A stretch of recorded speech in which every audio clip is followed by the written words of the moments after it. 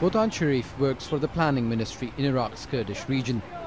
These days he also has to drive a taxi because the salaries of government employees are not being paid on time. That's because of a dispute between the central government in Baghdad and the Kurdish Regional Government, or KRG. Since 2014, Iraq's government owes $12 billion to civil servants and public contractors in KRG. Baghdad supported payments after the Kurds began exporting oil independently. Actually, my salary is not enough. I used to get $220 a month, and now I get half of that, and it isn't even paid every month. The salaries issue is one of the sticking points as president of Iraq's Kurdish region, Masoud Barzani, pushes for a referendum on independence.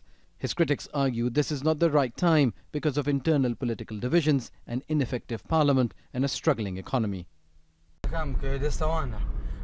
The political parties should be united on the referendum, but they're just taking care of their own interests. If they continue to behave like that, it will be no good for us. There is a Kurdish referendum committee. On a recent trip, it failed to win any concessions from Baghdad as both sides insisted on their own terms. The unemployment rate is now at 14%. The government acknowledges there are internal challenges, including corruption, mismanagement and a threat from ISIL.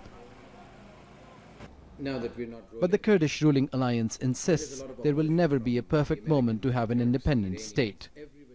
Within 100 years, you could not find a time when is the time of referendum. Do you think that we have an ideal system and ideal persons? We have also our difficulties, but the difficulties which we have is ours, not imported from somewhere else.